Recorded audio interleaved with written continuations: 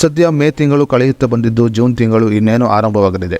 ಆದರೆ ಜೂನ್ ತಿಂಗಳ ಆರಂಭದಲ್ಲೇ 5 ಹೊಸ ನಿಯಮಗಳಲ್ಲಿ ನಾವು ಬದಲಾವಣೆಗಳನ್ನು ಕಾಣಬಹುದಾಗಿದೆ. ಜೂನ್ ತಿಂಗಳಿನಲ್ಲಿ ಜಾರಿಗೆ ಬರಲಿರುವ ಈ 5 ಹೊಸ ನಿಯಮಗಳು ನೇರವಾಗಿ ನಿಮ್ಮ ವ್ಯಾವಹಾರಿಕ ಜೀವನದ ಮೇಲೆ ಅಡ್ಡ ಪರಿಣಾಮವನ್ನು ಬೀರಲಿದೆ. ಹಾಗಾದರೆ ಜೂನ್ ತಿಂಗಳ ಆರಂಭದಲ್ಲಿ ದೇಶದಲ್ಲಿ ಜಾರಿಗೆ ಬರುತ್ತಿರುವ 5 ಹೊಸ ನಿಯಮಗಳು ಯಾವುದು ಅನ್ನೋದರ ಬಗ್ಗೆ ಸಂಪೂರ್ಣ ಮಾಹಿತಿಯನ್ನು ನಾವೀಗ ತಿಳಿಯೋಣ.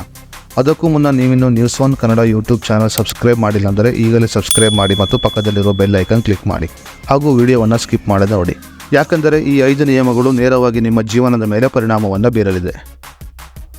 ಜೂನ್ ತಿಂಗಳ ಗೃಹಲಕ್ಷ್ಮಿ ಯೋಜನೆಯಲ್ಲಿ ನಾವು ಬಹುದೊಡ್ಡ ಬದಲಾವಣೆಯನ್ನು ಕಾಣಬಹುದಾಗಿದೆ. ಯಾವ ಮಹಿಳೆಯರು ತಮ್ಮ ಖಾತೆಗೆ ಇನ್ನೂ ಕೂಡ KYC ಅಪ್ಡೇಟ್ ಮಾಡಿಲ್ಲವೋ, ಅದೇ ರೀತಿ NPCI ಮ್ಯಾಪಿಂಗ್ ಮಾಡಿಲ್ಲವೋ ಅಂತಹ ಮಹಿಳೆಯರ ಖಾತೆಗೆ ಗೃಹಲಕ್ಷ್ಮಿ ಯೋಜನೆ 12ನೇ ಕಂತಿನ ಹಣ ಜಮಾ ಆಗುವುದಿಲ್ಲ.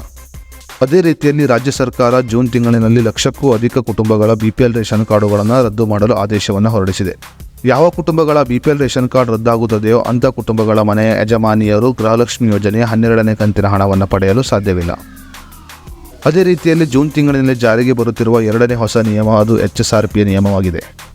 ಏಪ್ರಿಲ್ 2019ಕ್ಕೂ ಮೊದಲು ನೋಂದಾವಣಿಯಾದ ಎಲ್ಲ ವಾಹನಗಳಿಗೆ HSRP ನಂಬರ್ ಪ್ಲೇಟ್ ಕಡ್ಡಾಯವಾಗಿದ್ದು, HSRP ನಂಬರ್ ಪ್ಲೇಟ್ ಹಾಕಿಸಿಕೊಳ್ಳುವಂತೆ ರಾಜ್ಯ ಸರ್ಕಾರ ಈಗಾಗಲೇ ಹಲವು ಗಡುವುಗಳನ್ನು ನೀಡಿತ್ತು. ಸದ್ಯ HSRP ನಂಬರ್ ಪ್ಲೇಟ್ ಹಾಕಿಸಿಕೊಳ್ಳಲು ಜೂನ್ 12ನೇ ತಾರೀಕು ಕೊನೆಯ ದಿನಾಂಕವಾಗಿದ್ದು, ಜೂನ್ 12ರ ನಂತರ HSRP ನಂಬರ್ ಪ್ಲೇಟ್ ಹಾಕಿಸಿಕೊಳ್ಳದಿದ್ದರೆ ಅಂತಹ ವಾಹನಗಳಿಗೆ ಸುಮಾರು 1,000 ರೂಪಾಯಿಗಳ ದಂಡವನ್ನು ವಿಧಿಸಲಾಗುತ್ತದೆ.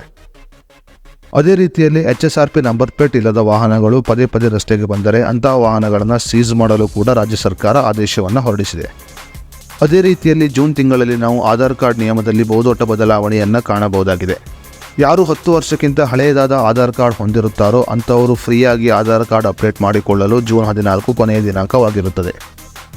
ಜೂನ್ 14ರ ಒಳಗಾಗಿ ಆಧಾರ್ ಕಾರ್ಡ್ ಹೊಂದಿರುವವರು UIDAI ವೆಬ್ಸೈಟ್ಗೆ ಭೇಟಿ ನೀಡುವುದರ ಮೂಲಕ ತಮ್ಮ ಆಧಾರ್ ಕಾರ್ಡನ್ನು ಉಚಿತವಾಗಿ ನವೀಕರಣ ಮಾಡಿಕೊಳ್ಳಬಹುದು. ಜೂನ್ 14ರ ನಂತರ ಯಾರೂ ಕೂಡ ಆಧಾರ್ ಕಾರ್ಡನ್ನು ಉಚಿತವಾಗಿ ನವೀಕರಣ ಮಾಡಿಕೊಳ್ಳಲು ಸಾಧ್ಯವಿಲ್ಲ ಮತ್ತು ಜೂನ್ 14ರ ನಂತರ ಆಧಾರ್ ಕಾರ್ಡನ್ನು ನವೀಕರಣ ಮಾಡಿಕೊಳ್ಳಲು 50 ರೂಪಾಯಿಗಳ ಶುಲ್ಕವನ್ನು ಕಟ್ಟಬೇಕಾಗುತ್ತದೆ. ಜೂನ್ ತಿಂಗಳಿನಿಂದ ಹೊಸ ಡ್ರೈವಿಂಗ್ ಲೈಸೆನ್ಸ್ ಮಾಡಿಸುವವರಿಗೆ ಹೊಸ ನಿಯಮ ಜಾರಿಗೆ ಬರಲಿದೆ. ಜೂನ್ ತಿಂಗಳಿಂದ ಹೊಸ ಡ್ರೈವಿಂಗ್ ಲೈಸೆನ್ಸ್ ಮಾಡಿಸುವವರು RTO ಕಚೇರಿಗೆ ಅಲೆದಾಡುವ ಅಗತ್ಯನೇ ಇಲ್ಲ. ಈಗ ಖಾಸಗಿ ವಾಹನ ತರಬೇತಿ ಸಂಸ್ಥೆಗಳಿಗೆ ರಾಜ್ಯ ಸಾರಿಗೆ ಇಲಾಖೆ ಹೊಸ ಡ್ರೈವಿಂಗ್ ಲೈಸೆನ್ಸ್ ಅನ್ನು ನೀಡಲು ಅನುಮತಿಯನ್ನು ನೀಡಿದೆ. ಹೊಸ ಡ್ರೈವಿಂಗ್ ಲೈಸೆನ್ಸ್ ಮಾಡಿಸುವವರು ಖಾಸಗಿ ವಾಹನ ತರಬೇತಿ ಕೇಂದ್ರಗಳಲ್ಲಿ ಅರ್ಜಿಯನ್ನು ಸಲ್ಲಿಸಿ ಅಲ್ಲೇ ಪರೀಕ್ಷೆಗಳನ್ನು ಎದುರಿಸಿ ಹೊಸದಾಗಿ ಡ್ರೈವಿಂಗ್ ಲೈಸೆನ್ಸ್ ಅನ್ನು ಮಾಡಿಸಿಕೊಳ್ಳಬಹುದು. ಈ ಹಿಂದೆ ಡ್ರೈವಿಂಗ್ ಲೈಸೆನ್ಸ್ ಮಾಡಿಸಿಕೊಳ್ಳಲು RTO ಕಚೇರಿಗೆ ಅಲೆದಾಡಬೇಕಾಗಿತ್ತು. ಆದರೆ ಇನ್ನು ಮುಂದೆ ಆ ಸಮಸ್ಯೆ ಇರುವುದಿಲ್ಲ, ಯಾಕಂದರೆ ಖಾಸಗಿ ವಾಹನ ತರಬೇತಿ ಕೇಂದ್ರಗಳಲ್ಲೇ ಜನರು ಡ್ರೈವಿಂಗ್ ಲೈಸೆನ್ಸ್ ಅನ್ನು ಮಾಡಿಸಿಕೊಳ್ಳಬಹುದಾಗಿದೆ. ಜೂನ್ 1ನೇ ತಾರೀಕಿನಿಂದ ಹೊಸದಾದ ಟ್ರಾಫಿಕ್ ನಿಯಮ ಜಾರಿಗೆ ಬರಲಿದೆ. ಪೋಷಕರು ತಮ್ಮ ಅಪ್ರಾಪ್ತ ಮಕ್ಕಳಿಗೆ ವಾಹನಗಳನ್ನು ನೀಡಿದರೆ ಅಂತಹ ಪೋಷಕರಿಗೆ 25,000 ದಂಡವನ್ನು ವಿಧಿಸಲು ಕೇಂದ್ರ ಸರ್ಕಾರ ಆದೇಶವನ್ನು ಹೊರಡಿಸಿದೆ. ದೇಶದಲ್ಲಿ 18 ವರ್ಷ ವಯಸ್ಸಿಗಿಂತ ಕೆಳಗಿನವರು ಯಾವುದೇ ಕಾರಣಕ್ಕೂ ವಾಹನವನ್ನು ಚಲಾಯಿಸಲು ಅನುಮತಿ ಇಲ್ಲ.